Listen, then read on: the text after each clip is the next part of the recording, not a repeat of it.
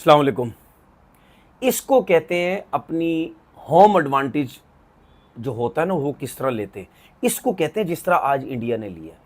और जब मैंने कल वीडियो बनाई थी ना, मैंने आपसे ज़रूर बोला था कि इस टेस्ट सीरीज़ के ऊपर तो मैं स्पेशली बात करूंगा, क्योंकि जो पथेटिक क्रिकेट हमारे पाकिस्तान ने खेली, थकी हुई थर्ड क्लास जो पिच बनाई थी ना, उस पिच को और जो इंडिया में क्रिकेट खेली जाएगी, मैं इन दोनों का कंपैरिजन करूंगा।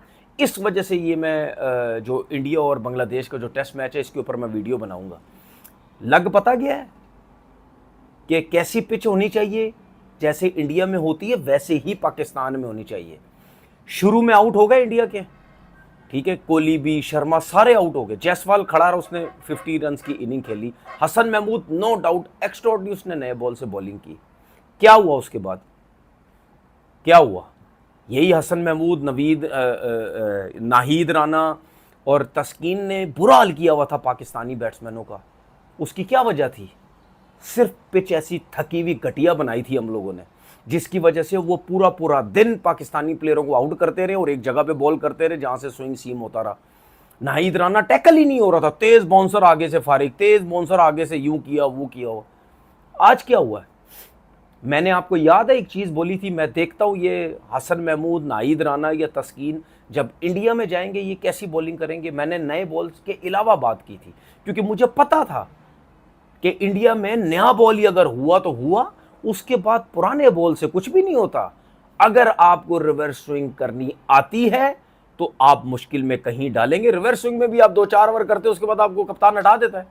उसके अलावा क्या करेंगे? क्या किया आज? नो डाउट, इसमें कोई शक नहीं है, जडेजा और अश्विन ने एक्स्ट्राऑर्डिनरी इनिंग खेली, सेंसिबल इनिंग खेली, समझदारी से इनिंग खेली, जल्दबाजी नहीं की। अश्विन ने जिस तरह 100 की इनिंग खेली, जडेजा भी 100 की तरफ जा रहा है।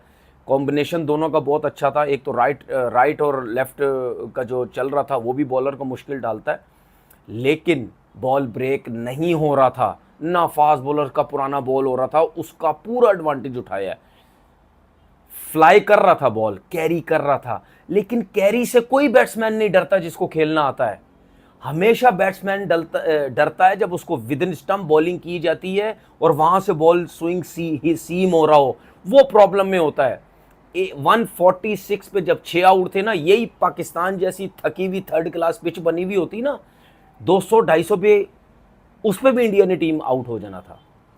लेकिन इस पिच की वजह से जडेजा और यशवंत, जो कि खेलने भी अच्छा है और खेलते भी अच्छा है, लेकिन इस पिच की वजह से उन्होंने फायदा उठाया कि गेंद कुछ भी नहीं हो रहा था, बल्ले पे बॉल बड़ा अच्छा आ रहा था, खुला, वो जहां शॉट मिलती थी वहां वो शॉट खेलते थे। और हमने कैसी बनाई थी यहां पे?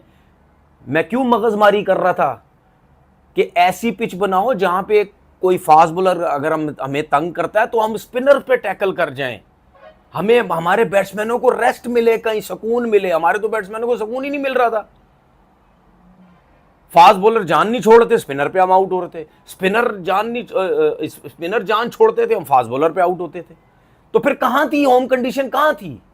इसको कहते हैं होम कंडीशन का फायदा, जिसकी वजह से उन्होंने आज 339 रन किए, ऊपर से इतने बड़े बड़े प्लेयर आउट होने के बाद। और अगर यही बड़े प्लेयर आउट ना होते, अगर शर्मा खड़ा रहता या कोहली खड़ा रहता, ठीक है, तो फिर आप सोच लें इनका क्या हाल होना था। मेरे ख्याल अगर ये खड़े रहते तो आज 400 रन तो लगे हुए होते आराम से। मार उन्होंने खाई है, ऐसा नहीं कि मार नहीं, 339 रन हो गए हैं। तो ये जो मेहदी हसन हमारे लिए शैनवॉन बना हुआ था पाकिस्तान में, वो किधर गया शैनवॉन? कहां गई उसकी बॉलिंग? हमने जिस किस्म की विकेटें बनाई, हमने टोटल, देखें मैं क्यों बोलता हूं विकेटें फ्लैट बनाओ। हमारे बैट्समैन रन्स करें, उसके साथ साथ अपनी फास्ट बॉलिंग तगड़ी करें और स्पिनर्स को तगड़ा करें, जिस तरह इंडिया एडवांटेज उठाता है अपनी पिचेस का। उसके बाद जब फास्ट बॉलर्स ने आउट करने होते हैं, उनके फास्ट बॉलर जान मारते हैं। जब रिवर्स स्विंग की बारी आती है, वो रिवर्स स्विंग पे आउट भी करते हैं। हमारे जब इंडिया के स्पिनर्स खेलते हैं, वो इतना इतना बॉल ब्रेक करते हैं, जब आते हैं वो मुश्किल डालते हैं, वो विकेट्स लेते हैं। क्वालिटी बॉलिंग लाइनअप है उनके पास। फ्लैट पिचेस पे उनको कोई फर्क नहीं पड़ता, जिसकी वजह से वो अपना होम एडवांटेज लेके दूसरों को फारिग करते हैं। अभी आप क्या करेंगे? अभी ये बांग्लादेश क्या करेगी?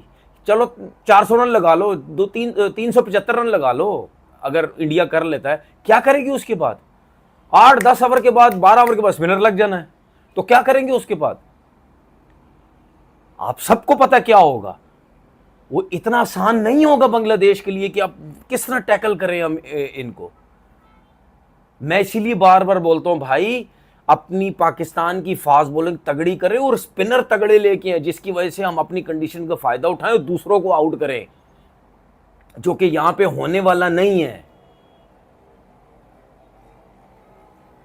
अब मैच आपको पता है कल का दिन क्या होगा, ये इतना अंदाजा तो लगा ही सकते हैं। मुझे ऐसा लगता है हो भी सकता है कि कल ही बांग्लादेश की टीम आउट हो जाए, क्योंकि जिस तरीके से कुछ एक आध दो बॉल मेहदी हसन के जो ब्रेक हुए हैं ना, जितना टाइम गुजरता जाएगा, आपने देखा कि पिच भी रेड सी कलर की हो गई है, पुरानी होती जा रही है, एक दिन में ही शक्ल उसकी इतनी चेंज हो गई है, तो ये आगे चल के ब्रेक होगी। वो कल का दिन आपको पता है स्पिनर उनके बहुत एक्स्ट्रॉर्डिनरी जो है वो बॉलिंग करते हैं, वो तो मुश्किल डालेंगे इनको। तो खैर नज़र आ रही है टेस्ट मैच जो है आज ही पता चल गया कि किसकी तरफ जा रहा। अपना बहुत बहुत ख्याल रखिएगा। अल्लाह हाफ़िज़।